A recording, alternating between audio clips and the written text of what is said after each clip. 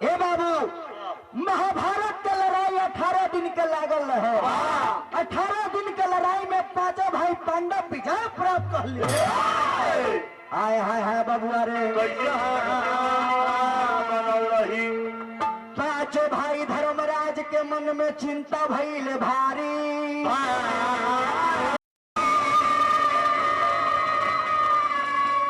केकरा से कोई जाके अपन लाचारी।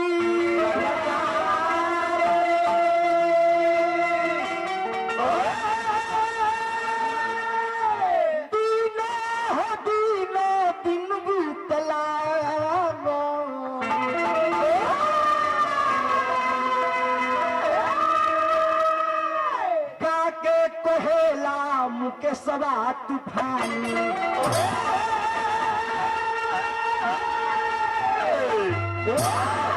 तो जो है पांडव धर्मराज के मन में चिंता भारी हो गई।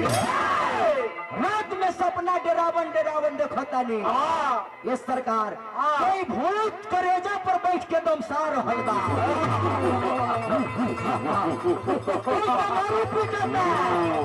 कोई खिड़की खोलता। रात में पांचों भाई सुतल बा चहक से डरा जाता। जब डरा जाता रे पांचों भाई तो मन में चिंता भारी हो गई। पांचों भाई कहले कि भैया भैया बा हमनी के इस साथ का हो रहल बा। आय हाय हाय अरे मनमा में चिंता भइल भारी हो पांच भाई के गारी।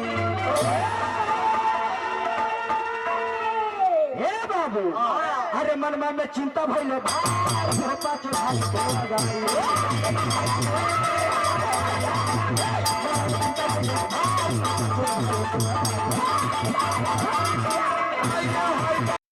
बंद कर पैसा ले पैसे के सुतला में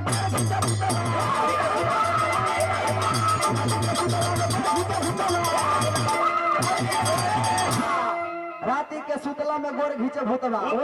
अरे गावेला मुख के साथ तूफान मन में चिंता भला भारी।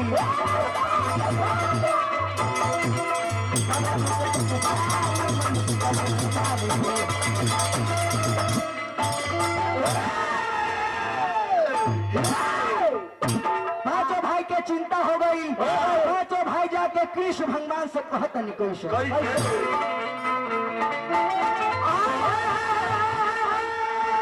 अरे जिनका बाजा पर बहुत सुंदर प्रोग्राम हो रहा बा। भगवान से शुभकामना रहे कि हमार बिरजू बाबू के साउंड ए बाबू लगन में तो खूब चलो अब इन लगनों में इनकर साटा धाका धो। फायदा हो का फायदा हो साटा इनका मेहरारू लिखेले। सही बात ए बाबू भैया ऐसा आदमी बानी कि रउआ काम भैया से करवा ली। पैसा दी चाहे ना दी कोई मतलब नहीं। पैसा दी चाहे ना कोई मतलब नहीं। दयालु है भैया। ए बाबू तो भाई कृष्ण भगवान से कहले कि हे प्रभु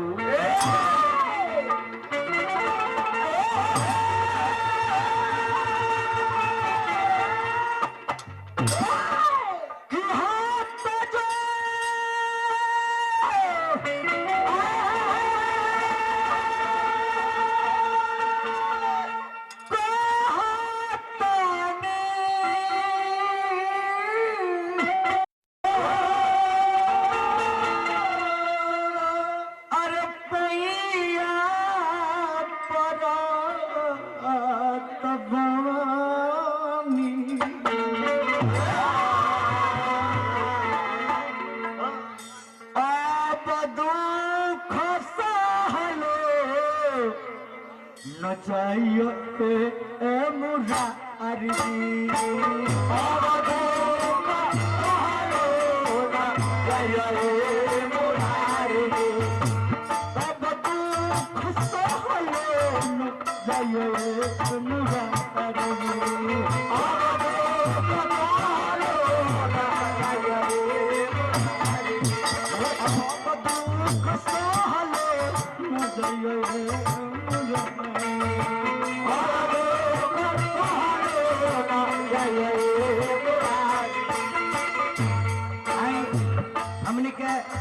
पान भंडार, मुन्ना पान भंडार के दोस्त के तरफ से, माता जी के तरफ से, जिस यादव तरफ से, मम्मी के प्रीति राजीव यादव के तरफ से, मनुआ के तरफ से, हमने के भइल बा हाँ प्रोपराइटर मुन्ना पान भंडार वैशाली हरौली बहुत बड़ा पुरस्कार।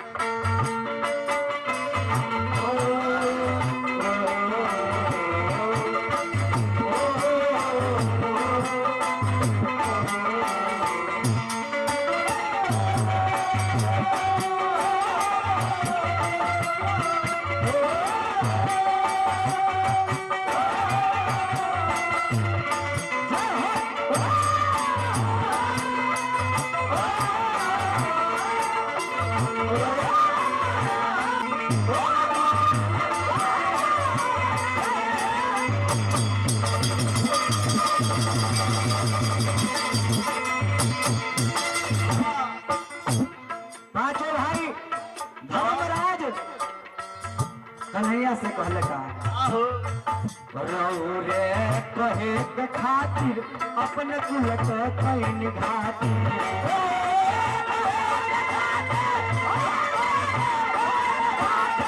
रऊ रे कहे के खातिर अपने कुल के कैन घाती।